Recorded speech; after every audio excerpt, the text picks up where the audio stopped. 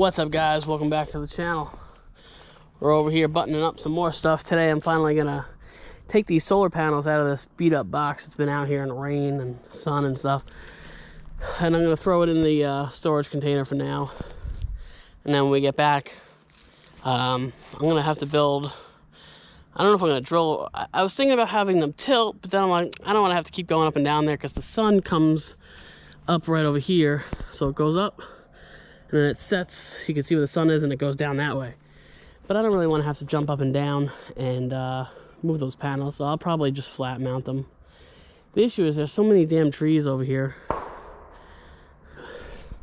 People popping off caps over here. This sounds like a 22. Doesn't sound very loud.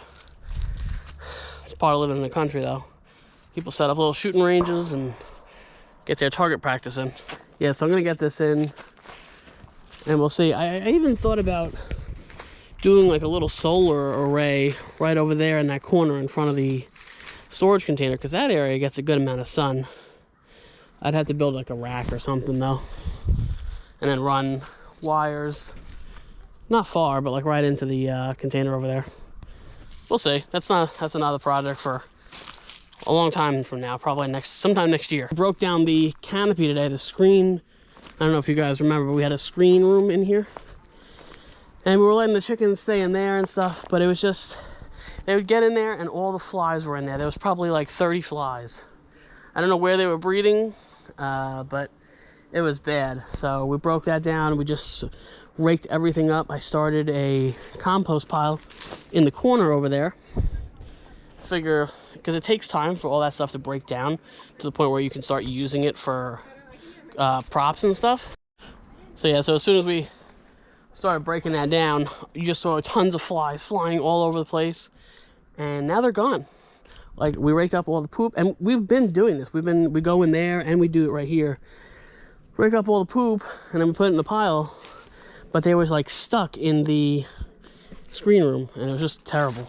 And you can just see we got even more. Look how many of them are in this thing. Just ridiculous. But that thing works. Link down in the description if you guys are interested. All right, day 2 on this vlog. Got some deliveries yesterday evening. Amazon's been dropping the ball lately, and there's no such thing as like next day delivery apparently anymore. It's 5, 6 things. We're getting something delivered that we ordered yesterday. Well, I ordered like 4 or 5 things, and it took like a week, literally like a week to get. So. And I ordered a couch, and that got lost in transit, but it never left Amazon. So they sent me out another one, and the tracking info is still doing the same thing as last time. So I can't wait to see if I actually get this couch or not. Yeah. If I don't, you know, we're leaving in a couple of days, and the arrival of the couch is pushing it. So I'm really hoping that if it is coming, that it does come on the date that it's supposed to. So we're waiting on that. First thing I want to show you guys today is our new turkey fryer slash, what I really bought it for is a scalding pot for our meat chickens for when we butcher them. So this is kind of important because you'll get the water up to a certain temperature, you'll dip them in for like 30 seconds, and then when you pull them out, it makes their feathers much easier to remove. So picked up this Vever brand. They make a lot of different things. We've had their Chinese diesel heaters in the past. It worked really well, but they make a whole variety of things, which I didn't know. But you need to provide your own propane tank, but it comes with the lines and the regulators and everything you need. And I'm gonna give it a test just to make sure it works, because I don't want to be on butcher day and we have an issue. So I'm gonna light this thing up and see what she does. All right, so to operate this is super simple. This is the regulator right here. You're just gonna turn this.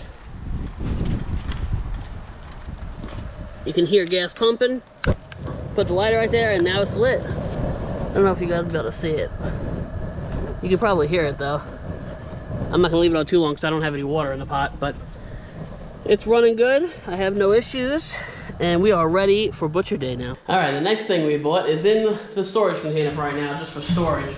But it's this Vever brand chicken plucker or turkey plucker. You can use it for many different kinds of birds.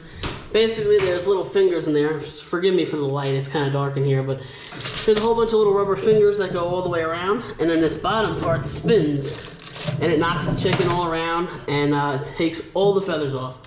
And it makes quick work of it. You don't have to sit there and pluck each feather by hand. I mean, this thing will de-feather a bird in probably 15-20 seconds. So just gonna make super quick time and everything. It has 2 wheels, so you can roll it around, and gonna make life a lot easier because I'm trying to knock this out quick.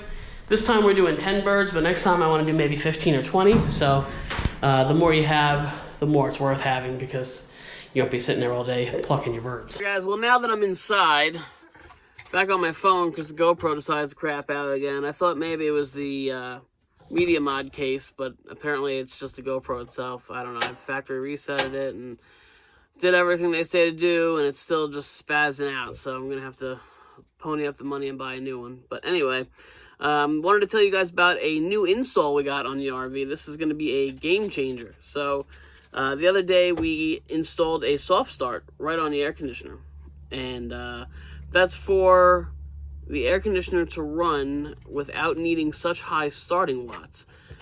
So we can use the solar and the battery bank to run our air conditioner. I no longer need a 3,500, 4,500 watt generator with such high starting watts to get that compressor to kick on. Soft start pretty much takes your amperage, and instead of it spiking up and then dropping down and running straight across, it'll gradually raise the amperage, so you can use a smaller generator such as like a 2,300 watt generator, or just run it right off your solar and your inverter. So it's really good. They're about $300. I think we got ours on sale. It was $279. But when we checked out, they also offered a concierge service, and we clicked it. It's $250. They'll have somebody come out locally to you and install it. It ended up being a disaster. Long story short, the first person that was scheduled to come never came. They were a no-call, no-show. And then the second person they had come a week after that, he didn't want to come because they wouldn't pay him enough to come out, the company. Now with this service you pay $250. I'm guessing they probably give them maybe $150. But apparently that wasn't enough for this guy, and I kind of don't blame him. He was about to drive an hour and a half each way, plus do the install, and I guess he just didn't see it as enough money. But the company called me back and lied and said that he had a family emergency and left, the state for a while, and they had nobody, and they had nobody else that could do it, so they were just going to leave me out in the cold. They didn't really care. I threatened them with, calling my credit card company and putting a dispute in, which, if you use a credit card to do anything, and you put a dispute in, you mostly, 95% of the time, you're going to get your money back. So, luckily it didn't come to that. She ended up refunding me the money, the $250 back the same day, and I called the guy who designed the install instructions, one of the owners. I think there's multiple owners to Soft Start RV. And he walked me right through the entire install. I did the entire soft start installs, 5 wires. It took me about 10 minutes with him on the phone. It comes with a whole big kit with wires and adapters and plugs. The only thing I needed to buy was electrical tape and a needle nose plier, which I'm surprised I didn't have. But yeah, that's all I needed. And like I said, he walked me right through it. I did the first 3 steps by myself, and then I ended up calling him because there was a couple electrical terms that I've never heard before. So I didn't want to fry my air conditioner, because if you have to replace an air conditioner on an RV, they're about $1,000, depending on what size and stuff. We have a 13.5, so they're about $1,000, $1,100, and I didn't want to do that. I just didn't want to ruin the air conditioner over something so silly. So I called him up. He was more than happy to walk us through it. And again, he said if I have any questions, he even stayed on the phone while I tested it. So I got off the ladder, came back down here, turned the air conditioner on, went back upstairs, and made sure that green light was on when the compressor kicked on. And it was working great. And I'll put a link down below to their to Soft Start RV's website, because their product is really good, but I would not recommend that concierge service. It's a disaster. Anyway, if you guys have any questions about the Soft Start, you can drop them down below as always, or if you have any questions about anything else, of course. But they are totally worth it. Absolutely. Alright, I'll see you guys in the next video. Bye, guys.